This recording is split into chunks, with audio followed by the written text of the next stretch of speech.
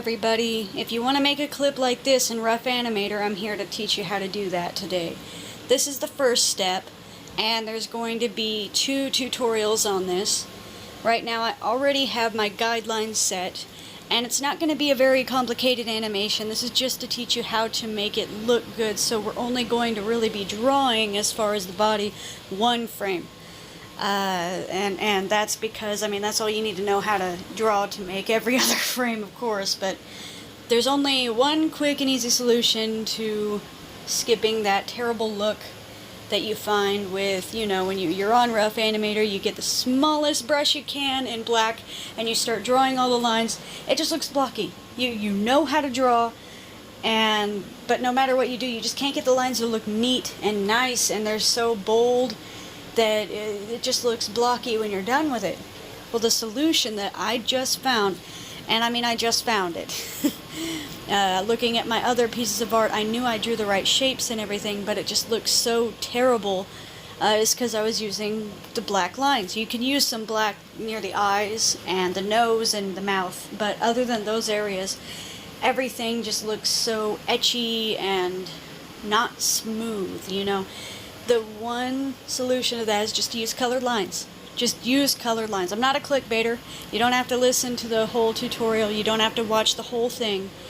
You know, I want to help you out. But if you want some pointers when it comes to this program that I'm using right now on the phone, this app called Rough Animator, whether or not you're very experienced in it already or not, and you know exactly the technique I'm using here, you may choose to continue watching the video, and I have some very helpful pointers. When I started using this, before I was so ticked at just the black lines alone, I would also have to use separate layers for my lines and my color and everything else, and it took so much time to go from one layer to another layer and everything else, and I still love layers. There's a good purpose for layers, but at some point it's actually better to use one layer for the lines and the color, both. And I found out a wonderful way to do that. And there's the color behind and fill behind setting. It's right at the bottom. You'll see that in the dark, right next to onion skin, to the right of that, you'll see two squares there. Draw behind and draw in front. And right now I'm on draw in front. Later you want to choose draw behind or fill behind when it comes to the paint tool, because the paint bucket tool has it too. And what you do is, and what I'm doing right now in this video, is outlining everything in a slightly darker color than what I'm going to fill it in. The outline always has to be slightly darker, and the middle, where you're not outlining things and defining shapes, what I do is I take the color that I'm going to color that's darker, like the body color, as opposed to the pale parts of the character there, for animals anyway, and however you want to do it, just take one of the colors. You can take the light color too and just draw in the light patches. Whether you're drawing a person or an animal, this color concept is the same, but for the inside parts, you're going to want to pick one of the actual colors you're going to be filling the inside with, or else you're going to have this ugly border line there when you're done. So pick one of those colors and just, you know, trace in the inside colors where they're going to meet. Don't forget the sides of the eyes too. You want to draw that line there so that you don't have your fur or skin color going inside of the eye area. And when you have all your outlines perfect, go to the paint bucket tool, and right where you see the brush size, that's going to change to fill expand. And for those of you who do not know what fill expand means, basically that setting means that you can make the paint bucket run over the normal line. It gets rid of the spaces that you see if you've ever used that tool before. You use it with 0 expand, and you're going to see on the edges and on the corners, just everywhere, there's a gap between the line and the color right in the middle. Like it's just blob there in the middle, and it doesn't even reach the lines. so it's a big mess, and then you feel like you got to color all around it, and why even use the paint bucket tool when you could just use a large brush setting and color it in.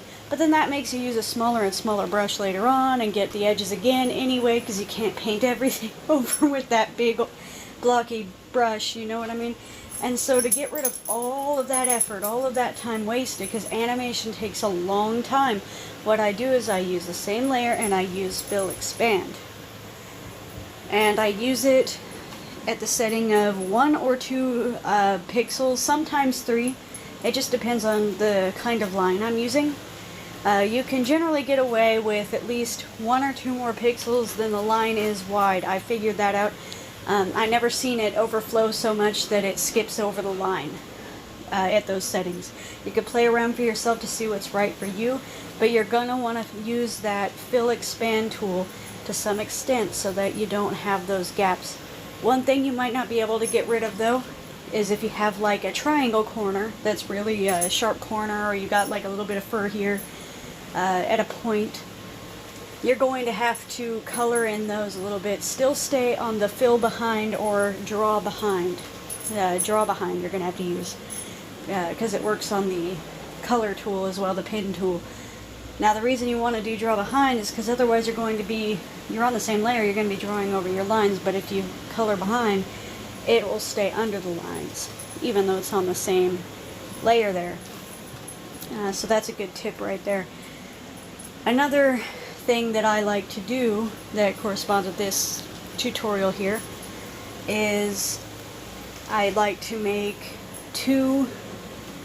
I used to like to make 2 layers, but now I just make 1 for shading. And the reason I used to use 2 layers is because I think it adds more depth and more realism to add light shadows and then darker shadows in tiny areas where there's, you know, more, or, you know, less light than even where the normal shadows are hitting. It just makes it more depth. It shows you where one object ends, or something that's way more in front of something, you know? That's the best I can describe it. I used to use 2 layers on this because you have to mess with opacity when it comes to doing shadows quickly. And yes, I used to use either a dark purple or blue or a black for the shadows. And I still kind of do use those colors, but I use them in 1 layer. And what I'll do is I will use a dark gray, a medium to dark gray, in either the purple or the blue with a little bit of the color in there for the light shadows. And then for the dark shadows, I will use a pure black. And that's how I'll use it on the same layer. For those of you who don't know how to handle opacity in this app, you see these blue sliding bars right next to the layers of the background, the guides, and the lines. You'll see the trash can, the up and down arrow go a little left of that, and you'll see these blue sliders. Now their default setting is where they are, all the way to the right. If you slide them to the left on that specific layer, it'll go up and down. It may not tell you exactly what % you're at, but you can get the gist of how much you want it to show or not show. Put it in the middle, it's 50, you know, a little above that, it's 60, and, you know, so on and so forth. Just slide that over to the opacity you want that layer to be, and that's what it's going to be. That's what it's going to show up as.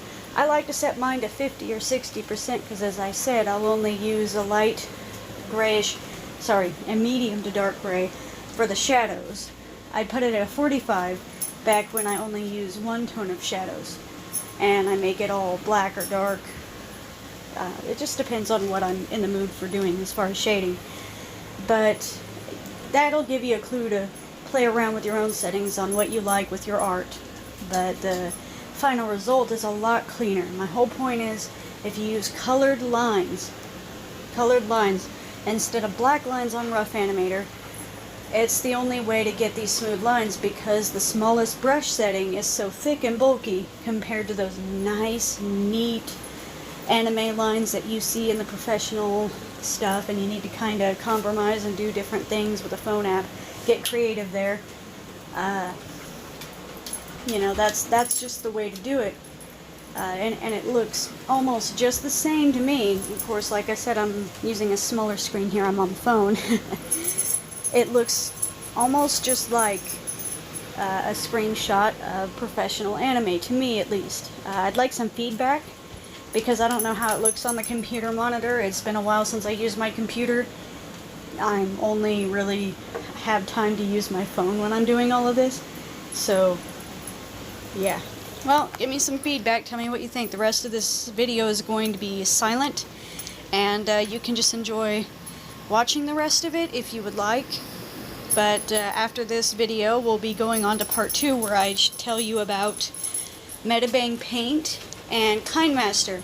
Those are the other 2 programs, or I always say programs, but I know they're apps. The same thing, they function the same way, but everyone is a little bit, there's a difference, you know what I mean? So, I respect that. One's on a computer, one's on a phone. A phone is a tiny computer, but, Anyway, I use Kinemaster and I use Medibang Paint for some other things. And I'll get to that one in part 2 of this series. See you later, guys.